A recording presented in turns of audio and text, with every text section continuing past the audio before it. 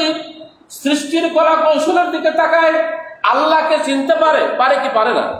কথা বলেন, আল্লাহকে চিনতে পারে না? সেই জিনিসগুলো পৃথিবীর উপর মানুষের তৈরি না, এটা আল্লাহ তৈরি। তাহলে মানুষ আল্লাহকে চিনতে পারবে কি পারবে না? ইমাম হাম্বলী রহমতুল্লাহ আলাইহি ডিম দেখিয়া আল্লাহকে চিনতে পেরেছেন। ইমাম হাম্বলী রহমতুল্লাহ আলাইহি ডিম দেখিয়া, যে একটা ডিম চতুর্দিকে ঘেরা একটা ঘর, দরজাও নাই, জানালাও নাই, এই ডিমের ভিতর দিয়ে তাজা একটা বস্তা বাইর হয়। আলহামদুলিল্লাহ, তা দেওয়ার কারণে তাজা একটা বস্তা বাইর হয়ে যায়। মহান আল্লাহ রাব্বুল আলামিন, মহান কারিগর এখানে কাজ করে। আলহামদুলিল্লাহ বলেন। ইমাম হাম্বলী রহমতুল্লাহ আলাইহি বলেন, আমি একটা ডিম দেখি আল্লাহকে চিনতে পেরেছি। ইমাম মালিক রহমতুল্লাহ আলাইহি বলেছেন, একটা তুত গাছের পোকা দেখিয়ে আমি আল্লাহকে চিনতে পেরেছি। আলহামদুলিল্লাহ বলেন। কি গাছের পোকা? তুত গাছ দেখছেন না আপনারা, রাস্তার মাঝে লাগাইছেন, এখন পাওয়া যায় না। এখন এগুলো বড় বড় বাগান হয়, সরকারি ভাবে চাষ হয়। তুত গাছ, তুত গাছের পাতা ছাগল খাইলে নাদি হয়, গরু খাইলে গোবর হয়, হয় কি হয় না? একটা তুত গাছের তুত পোকা যদি সেই পাতাটাকে খায়, তাহলে তার পেটের মধ্যে রেশম পয়দা হয়। আলহামদুলিল্লাহ। একটা তুতের ভিতরে, তুত পোকার ভিতরে যে পরিমাণের সুতা তৈরি হয়, 4 মাইল তাকে প্রদক্ষিণ করার মতো সুতা সেখানে পাওয়া যায়। আলহামদুলিল্লাহ। কখনো লক্ষ্য রাখছেন?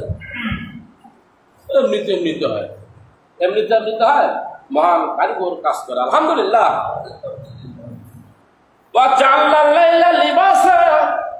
শুধু তাই নয় বান্দা, আমি তো তোমাদের জন্য রাত সৃষ্টি করে দিয়েছি আবরণ স্বরূপ। লিবাস শব্দ হলো পোশাক, লিবাস শব্দ, এই পোশাক পরলে বাইরে থেকে ভিতরে দেখা যায়। যখন রাত হয়, গাছ থাক যখন হয়, গভীর রজনী যখন হয়, একজন দূর থেকে কি মানুষকে দেখা যাবে? আমদারে কিছু দেখা যায়, আমদার মধ্যে বকাল লাগে না তোমার জোয়া যা। এরপরে বলা হচ্ছে রাতকে আমি আল্লাহ রাব্বুল আলামিন তোমাদের জন্য পোশাক স্বরূপ করে দিয়েছি, আবরণ স্বরূপ করে দিয়েছি। আর তোমাদের জন্য আমি দিনকে করে দিয়েছি রুজি রোজগারের জন্য, জীবিকা নির্বাহের একটা সময় করার জন্য। তোমরা জীবিকা আহরণ করবে, এই জন্য আমি তোমাদেরকে দিন করে দিয়েছি, তোমরা কাজ করবে। আল্লাহর সৃষ্টির কলা কৌশলতা জানার পরও বান্দা কখনো শুকরিয়া গায় না। আল্লাহ আরেকটা কথা বললাম, সময় আসতে একটু বেশি লাগতে পারে। পঞ্চগড়ে আপনারা ওই পাথর সৃষ্টির যে জায়গা হয়, পাথর যেখানে তৈরি হয়, এই জায়গায় আপনারা কয়জন গেছেন? মোটামুটি কয়জন গেছেন? যাবেন তো না, চাইতে তো হবে। কাঞ্চনজিউ, হ্যাঁ, আমার জীবদ্দশা আমি কাঞ্চনজিউ যাইনি। ভারত থেকে লোক আসে, আমি পাগলা যাই না। আমার পরাজয় হয় নাই, আমি যাই নাই। কাঞ্চনজিউ আমাকে যাওয়া লাগবে না। আমার কোনোদিন মনের ভিতরে স্বাদ জাগে নেই। কাঞ্চনজিউর এখানে আমার একটা বনের বাড়ি, আমার চাচাতো বনের বাড়ি, এই যে মামার ভাগিনীর বাড়ি, আমার বনের বাড়ি। ঠিক আছে, পরাজয় হলে আমি বনের বাড়ি যাই আসি, কিন্তু কোনোদিন মনে হয় না যে একটু কাঞ্চনজিউ যাই। আমার ইচ্ছা হয় না, আমার ইচ্ছা হলো, আমি ইউটিউবে দেখলাম লিবিয়া থাকিয়া আমার বাড়ির থেকে পূর্ব দিকে তাজনগর, দিনাজপুর পার হয় তাজনগর, 10 তলার উপরে মাইক সেট হয়েছে, তার একটা মিনার বানিয়েছে। আলহামদুলিল্লাহ বলেন। কয়েকজন লোক আপনারা দেখতে গেছিলেন ওইখানে? গেছিলেন? আমি বিদেশ থেকে আসি, আমি গেছিলাম। বিয়ে করার পরে ওদেরকে বললাম 2-4 জনকে শপথে কোন জায়গায় আছে, আমি নিয়ে যাবো জায়গা জায়গা। এখনো সুযোগ আছে, আপনারা যাইতে পারে। তাজনগর কাঞ্চনজিউ যাইতে হবে। আমার 7 জায়গায় বারবার, আমি এবারও যাব। আমরা নিয়ত করেছি কয়েকজন যে একটু পঞ্চগড়ে যাব। পাথর পঞ্চগড়ে আমার একটা নতুন জামাই হয়েছে, উকিল জামাই। গত কয়েকদিন আগে তাকে প্রশ্ন করলাম, জামাই পাথরগুলো কিভাবে ভাই? আমি তো যাইতে শুনি তো আসছি, পাথরগুলো কিভাবে তৈরি হয়? বলতেছে আব্বা এই পাথরগুলা ছোট থাকে, আস্তে আস্তে আস্তে বড় হয়, জায়গাটা ফুলে যায়, তারপরে ওইটা ফুরিয়ে আবার পাথরগুলো বাইর করা। কে বানায়? আল্লাহ বানায়। আল্লাহ বানায়, কিন্তু এই পাথরটা ভাঙলে সেখানে বালু আর সিমেন্ট পাওয়া যায়। কি পাওয়া যায়? কি পাওয়া যায়? পাথরটা ভাঙলে বালু আর সিমেন্ট পাওয়া যায়। এটা কায় বানায়? এমনিতে হয়, আলুর মতন পিসি হয়, এমনিতে এমনিতে হয়। আলুর পিসিটাও তো আন্দাজ ধরে, এটাও তো আল্লাহ দেয়। আলহামদুলিল্লাহ বলেন। বলতেছে চায়ের বাগানের অবস্থা খারাপ হবে, চায়ের চাইতে পাথরের দাম বেশি হওয়ার কারণে মানুষ আস্তে আস্তে চায়ের বাগানের ভিতরে বেশি বেশি করে পাথর ভিতরে ঢুকে দিচ্ছে। মা পাথরগুলোকে সাইড করে নিয়ে যায়, জায়গা করে দেয়। 2-4 বছরে আর চায়ের বাগান সেইখানে থাকবে না। পাথরের লাভ বেশি, পাথর তৈরি হয়। কে বানায় পাথর? কথা কয় না, কে বানায়? আল্লাহ সুবহানাহু। এমনিতে এমনিতে হয় না, আল্লাহ বানায়, মহান কারিগর। এই পাথর দিয়ে বাড়ি হবে, ঘর হবে, রাস্তা তৈরি হবে, বান্দা চলাচল করবে, চিন্তা কার? আল্লাহ। আর অনেক কথা রয়েছে সেই ভজনপুর তেঁতুলিয়া নিয়ে। যাই হোক, সে কথা। এবার আল্লাহ রাব্বুল আলামিন বলতেছেন, ওয়া বানাইনা ফাওকাকুম সাবআন শিদাদা, 7টি আসমান আমি মজবুত করে, শিদাদা মজবুত করে আমি তোমাদের মাথার উপরে স্থাপন করেছি। আলহামদুলিল্লাহ। কয়টা আসমান? 7টি। একটা বলা সাবআন তিবাকা, 7 স্তবক। তিবাকা শব্দের অর্থ হলো ভাঁজ করা। কি ভাঁজ করা? কি করা? ভাঁজ করা। একটা কাপড়ে ভাঁজ করেন না আপনি, আলমারিতে ছড়ে যখন লুঙ্গিটাকে রাখেন ওইভাবে রাখে দেন, তা করেন, ভাঁজ করেন। এই যে ভাঁজ, একটার পরে একটা পাঠ। এই তিবাক করে দিয়ে আমি ভাঁজ করে রেখেছি। 7ম আসমান আমি সৃষ্টি করে রেখেছি। ভাঁজ যখন করা হয়, রাউন্ড যখন ঘুরে আসিয়া কাপড়ের ভিতর দিয়ে আঙুলটা পার হয়ে যাবে, পার হয়ে যায়, বোঝার চেষ্টা করে। ভাঁজ করার পরে একটা কাপড় যখন ভিতরে আঙুল ঢুকিয়ে দিবেন, তখন এইভাবে টানা দিবে, আঙুলটা কি পার হয়ে যায় নাকি আটক হবে? ওই ভাঁজের মধ্যে আটক হবে। আবার ভিতরে রাউন্ড করেন। গোটা পৃথিবীর বাইরে যাওয়ার মতো এরকম কোনো সুযোগ নেই। ভাঁজ করে ইস্তেবাক শব্দ অর্থে ভাঁজ করা আছে। আলহামদুলিল্লাহ বলেন। আলহামদুলিল্লাহ। বই পড়লে না তাফসীর বুঝতে। ইস্তেবাক শব্দের অর্থ হলো ভাঁজ করা, এইভাবে। এরপরে বলা হচ্ছে, ওয়া জাল্লাম সিরাজাও ওয়াহাজা, তোমরা তো পৃথিবীতে অনেক বাতি সেট করছো, বাতি। এই যে আবার মাথার উপরে বাতি, এর ছায়া আছে না? নাই, ছায়া আছে। রাতের বেলায় যতগুলো বাতি আপনি দেন না কেন, এরকম স্পষ্ট হয় নাকি দিনের মতো? এরকম স্পষ্ট হয় না। ওয়া জাল্লা সিরাজাও ওয়াহাজা, আর আমি আল্লাহ রাব্বুল আলামিন তোমাদের জন্য একটা বাতি সৃষ্টি করেছি, উত্তপ্ত উজ্জ্বল এবং উত্তপ্ত, উজ্জ্বল এবং উত্তপ্ত। আলহামদুলিল্লাহ। উজ্জ্বল না, এই যে সূর্য তাপটা, এটা আলোটা এত উজ্জ্বল একটা আলো। আর যে গরম, রোদের সময় তো বাইরে যাওয়া যায় না, ছাতি ব্যবহার করতে পারবে না, এত গরম। এই গরম না হলে নাইট্রোজেন ক্ষমতা বৃদ্ধি হবে না, আবাদ হবে না, চাষাবাদ হবে না। এটা আল্লাহ নেয়ামত। আলহামদুলিল্লাহ বলেন। এটা কে করে দিয়েছেন? আল্লাহ। শুধু তাই নয়, ওয়ানজালনা মিনাল মুসিরাতি মা'আন সাজজাজা, আকাশ থেকে মুষলধারের ব্যবস্থা বৃষ্টির মাধ্যমে আমি আল্লাহ রাব্বুল আলামিন করে দিয়েছি। আলহামদুলিল্লাহ। বৃষ্টি কে দেয়? আল্লাহ। আমি আল্লাহ রাব্বুল আলামিন মেঘমালা সৃষ্টি করে জমিন থাকিয়া জলীয় বাষ্প করে নিয়ে আকাশে পানি তুলাই নেই, সেখানে আমি মেঘমালায় পরিণত করি। এই মেঘমালাকে আমি নির্দেশ করি, মেঘ দে অমুক জায়গায় যা, বিন্দু বিন্দু করে পানি বর্ষণ করা শুরু করে দেয়। মেঘমালা বিন্দু বিন্দু করে পানি বর্ষণ করা শুরু করে দেয়। মোরা জমিন তাজা হয়ে যায়, শস্য শ্যামল ফসল ফলাদিগুলো সেখান থেকে গজায়। আলহামদুলিল্লাহ বলেন। চতুষ্পদ জানোয়ারগুলো সেই ঘাস খেয়ে বাঁচে। আর মানুষের জন্য আমি শুধু চতুষ্পদ জানোয়ার না, সমস্ত কিছুই তাদের নিয়ামত হিসাবে আমি সৃষ্টি করেছি। আমাদের পরের জন্য আল্লাহ সুবহানাহু ওয়া তাআলা এগুলো সৃষ্টি করেছেন। এগুলো করে যাবে হাব্বা ওয়া নাবাতা, আসমানের পানি জমিনে পড়ার পরে আমি তোমাদের জন্য শস্য শ্যামল ফসলের ব্যবস্থা আমি করেছি। জান্নাতিন আলফাফা, সুবহান, জান্নাত সৃষ্টি করেছি। সুবহানাল্লাহ। জান্নাতের মতো বাগান আমি তোমাদেরকে দিয়েছি এই জমিনের মধ্যে। ইন্না ইয়াউমাল ফাসলি কানা মিকাতা, এত কিছু দেখার পরেও কেন তোমরা কিয়ামত অস্বীকার করো? কিয়ামত হবে না। আমাদের এখানে একজন এখনো আছে, ও আছে, আমি আপনাদের বলছিলাম মনে হয়, তাছাড়া এখনো বাঁচতে আছে, আল্লাহ হায়াত দারাজ করে। সেদিন দেখা হয়েছে কয়েকদিন আগে, বাজারে এসে। এখনো কিয়ামত বিশ্বাস করে না, ভুলো নামাজে যায় না, এগুলো বলে পুরাতন প্রথা। নামাজ উঠা বসা করিয়ে কি লাভ হয়? নামাজ বললে বললেন না, এখনো বাঁচতে আছে। এখন ক্লিন শেপ। আমরা যখন ছোট ছোট ছিল, আমাদের বাড়ির পাশেই বাড়িতে ক্লিন শেপ। সকালবেলা ওই বাড়িতে গেলে, মানে ওদের বাড়িটাই সর্বপ্রথম বাড়ি, একটাই ছেলে বাড়ি, ওই যে নাম বলতেছে, হ্যাঁ, তার আওয়াজ শুনি আমার বুঝতে পারে। তো এই বারবার শেপ করলে তাড়াতাড়ি দাড়ি আবার বোঝায়, বোঝায় কিনা। তার দাড়ির সংখ্যা বেচারা কমই ছিল। এইভাবে আয়নাটা নিয়ে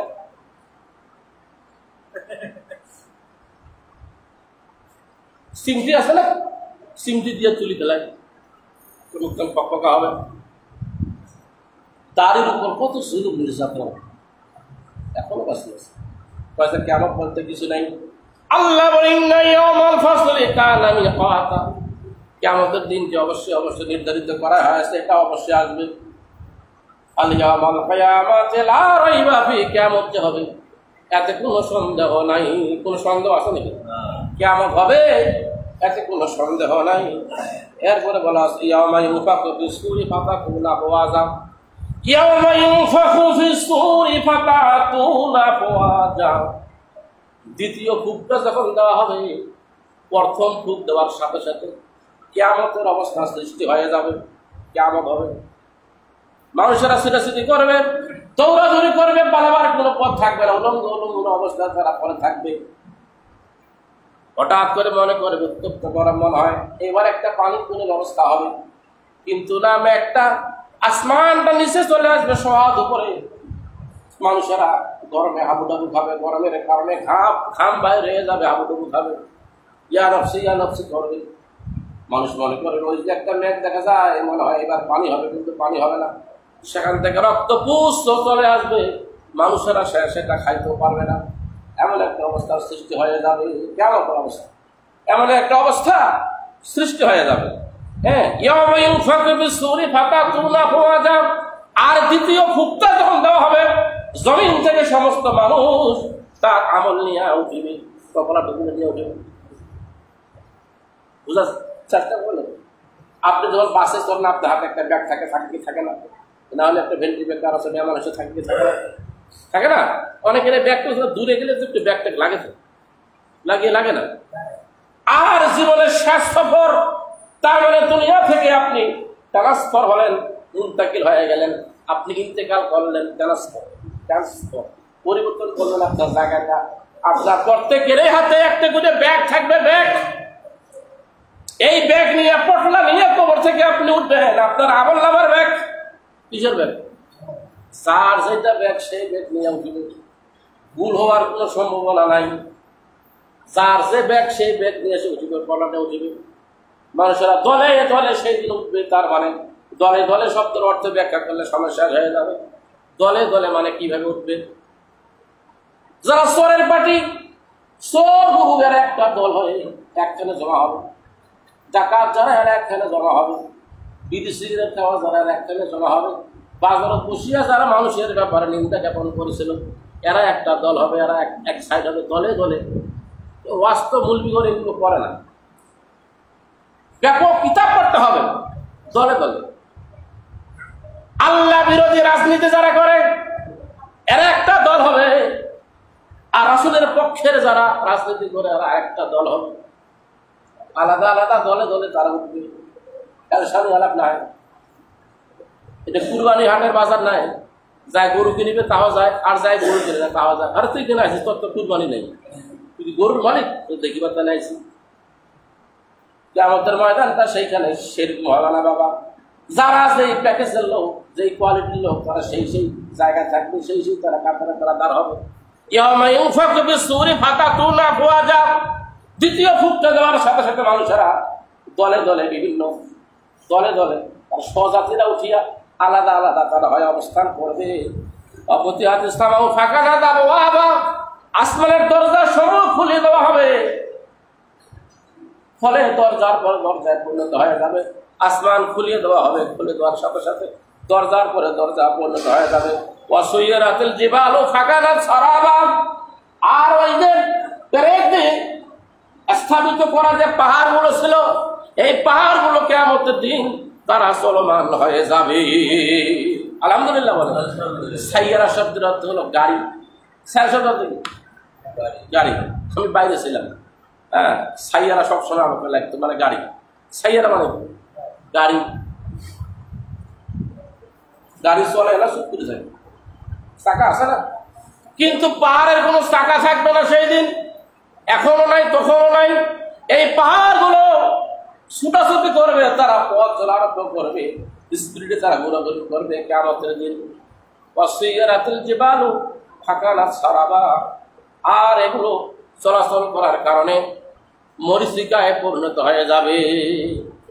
পানি আপনি পার করে নিয়ে গিয়ে ওই যে জমিনে ফেলান না, ইরিগার সময় এই যে মোটর দিয়ে পানি ফেলান কিনা, ওই যে আইলটা আছে, কি বলে আপনার ক্যানেলটা আছে, ক্যানেলের মরীচিকার দাগ পাওয়া যায় কি, যারা লাল হয় কি হয় না আয়রনের কারণে। কিয়ামতের দিন কঠিন মুসিবতের সময়ে যখন এই পাহাড় চলাচল করবে, এমন স্পিডে চলাচল করবে, মরীচিকা পরিণত হয়ে যাবে, আলাদা আলাদা চিহ্ন হবে, পাহাড় চলাচল করার একটা রাস্তা সৃষ্টি হয়ে যাবে। আলহামদুলিল্লাহ। এগুলো কে করেন? আল্লাহ সুবহানাহু ওয়া তাআলা। হাজির কঠিন অবস্থা, আল্লাহ সমস্ত কিছু পরিচালনা করেন, সমস্ত কিছু কি করেন? আল্লাহ তার হাতে রাখছে, রাখছে কি রাখছে না। যদি খালি পানিটা দুনিয়ার মানুষের উপরে থাকতে, সরকারের উপরে, যারা যারা ভোট দেয় নাই এদের বাড়ির পানি দেওয়া যাবে না। যদি খালি মেম্বার চেয়ারম্যান দিলে হয় পানিটা, ওই ভোট দিলে ওর বাড়ি দেওয়া যাবে না। আমাদের ইউনিয়নের কিছু মেম্বার আছে, কার্ড দেওয়া যাবে না, মূল্য পাবে না, আমাকে ভোট দেয় না, আর একটা ভোট দেয়।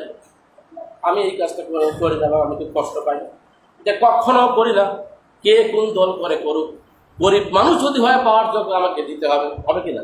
কার মন খারাপ হয় হোক, গরিব মানুষ যদি হয় কোন দল করে করুক, হিন্দু মুসলমান হারি ডম আপনার ওই নাকি তাঁতি কামার জেলে যেই থাকুক না কেন, যদি পাওয়ার যোগ্য হয় তারা পাবে। এটা কাজ করা যাবে না, আমাকে ভোট দেয় না তুই চাউল পাবো না। যদি খালি এই চাউলের মতন দায়িত্ব থাকিলে হয়, আকাশের বৃষ্টি দেওয়ার মেম্বার না হলে, তাহলে তো আওয়ামী লীগের বাড়ির বর্তমান পানি বন্ধ হয়ে গেল।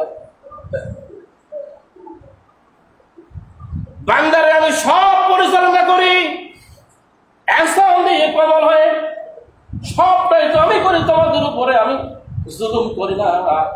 কিন্তু বান্দারে তোমরা তো আমার উপরে জুলুম করো। ভালো করে শোনেন, তোমাদের জন্য আমি দুনিয়াটাকে পরিচালনার দায়িত্ব আমি তোমাদের দিয়েছি, রাষ্ট্র পরিচালনার দায়িত্ব আমি তোমাদেরকে দিয়েছি। দেওয়ার সাথে সাথে আমি একটা কনস্টিটিউশন, একটা সংবিধান দিয়েছি। ভালো করে থাকেন, এইবার তো শ্রদ্ধা বরাবর হবে। একটা কিতাব দিয়েছি আমি তোমাদের, সংবিধান দিয়েছি, কনস্টিটিউশন দিয়েছি, যাতে করে তোমাদের সহজ হয়। আকাশের পানি দেওয়ার বুদ্ধি আমার কাও দেয় নাই, বুঝলেন? রোজ দেওয়ার বুদ্ধি আমি আল্লাহ রাব্বুল আলামিন আমার কাহে দেয় নাই। কিন্তু তোমরা জমিন পরিচালনা করবে, তোমরা সংসদ পরিচালনা করবে, গোটা বিশ্বের দায়িত্ব আমি তোমাকে একজনকে দেই নাই। আলাদা আলাদা আল বুরুহাবুল বিলাদ, আলাদা আলাদা দেশের জায়গা, দেশ আলাদা আলাদা জায়গা দিয়েছি, তাই নাই? বিভিন্ন দেশ আসে না নাই, বিভিন্ন দেশের মন্ত্রী, এমপি, প্রধানমন্ত্রী আলাদা আলাদা কিনা, আচ্ছা বিভিন্ন সেক্টরের দায়িত্বে আলাদা আলাদা লোক আসে না নাই। কেউ পানি মন্ত্রী, কেউ কৃষি মন্ত্রী, কেউ অর্থমন্ত্রী, হ্যাঁ, কেউ শিক্ষামন্ত্রী, কেউ আইনমন্ত্রী। এই যে মন্ত্রিত্ব আলাদা আলাদা ভাগ আসে না নাই।